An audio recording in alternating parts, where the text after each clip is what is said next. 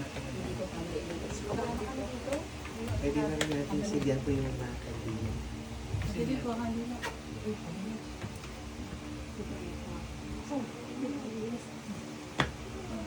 Correct na ito na. Hindi na. Ano pa ba? Tapit pa na. Right there mo. Ay. Correct, dagaan mo na. Sige na. Sige na. Opo, pwede na po. Pwede na natin sigyan. Ikaw lang ang masito na po rin. Patay mo.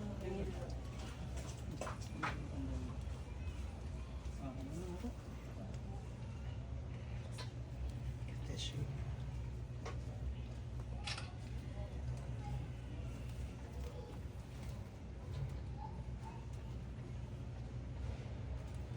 Pwede na po? Okay, sige. Sa ngalan ng Ama at ng Anak at ng Espiritu Santo, Amen. Sumainyo ang Panginoon. Maghari nawa ang kapayapaan sa tahanang ito at sa mga naninirahan dito. Mga kapatid, halina't makinig sa banal na salita ng Diyos nang makita sa ating puso at diwa ang gabay at aral ng mag-anak sa kanilang buhay. Ang mabuting balita ng Panginoon ayon kay San Lucas. Papuri sa iyo, Panginoon. Pagpasok ninyo sa alinmang bahay, sabihin muna ninyo, maghari nawa ang kapayapaan sa bahay na ito.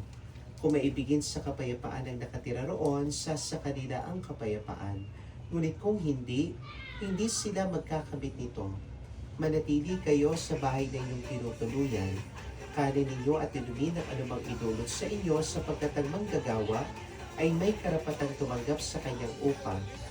Huwag kayong magpalipat-lipat ng bahay kapag tinanggap kayo sa alinmang bayan, kanin ninyo ang anumang ihain sa inyo. Pagalingin ninyo ang mga may sakit noon at sabihin sa bayan na lalapit na ang paghahari ng Diyos sa inyo. Mga kapatid, ang mabuting balita ng Panginoon. Pinupuri ka namin, Panginoong Jesucristo. Tayo manalangin. Manahan ka, Panginoong Jesucristo, sa piling na nagpapasinaya sa bahay na ito at tumihiling ng pagbabasbas sa iyo, upang sa paglagi rito ay kanilang madama ang iyong pagkupkop, upang sa paglabas dito ay kanilang makamit ang iyong pagtataguyod, at upang sa pagbalik dito ay kanilang mapaunlakan ang iyong pagpasok, hanggang talay sumapit sa iyong inihandang tahanan, sa maligayang pagpisan ng iyong Ama sa kalangitan, Hari naming nabubuhay, kasama ng Espiritu Santo, magpa sa walang hanggan. Amen. Ngayon po'y dadasalin natin ang panalangin itinuro ng Panginoon, ang Ama namin. Ama namin, sumasalangit ka, sambahin ang ngalan mo, mapasa amin ang kaharian mo, sundin ang loob mo, dito sa lupa para ng sa langit.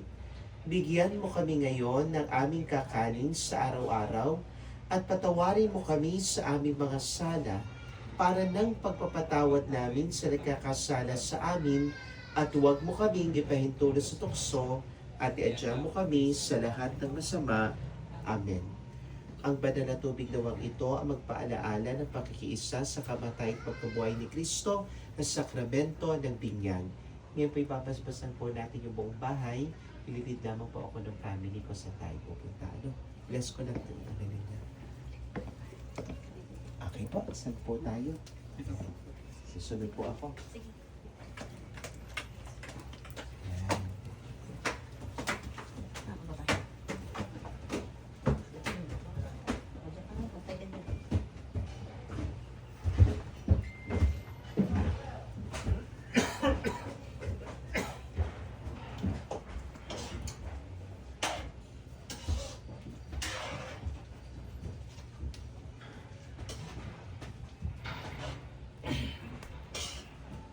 Saan ka napasok, Dre?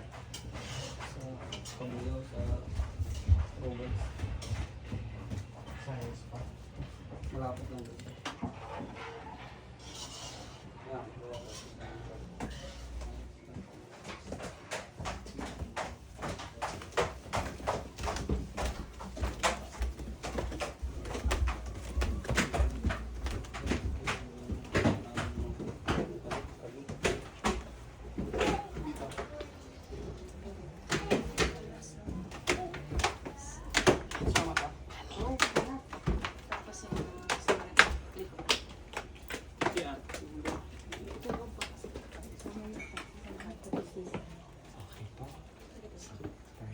po ba siya? Apo, saan ka ba this year? Bless na. Okay po. Bless na.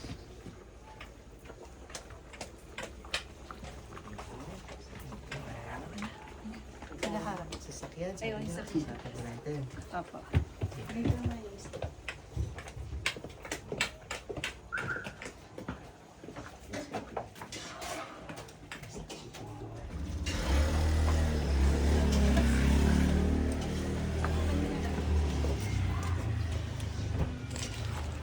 Yung kandila sa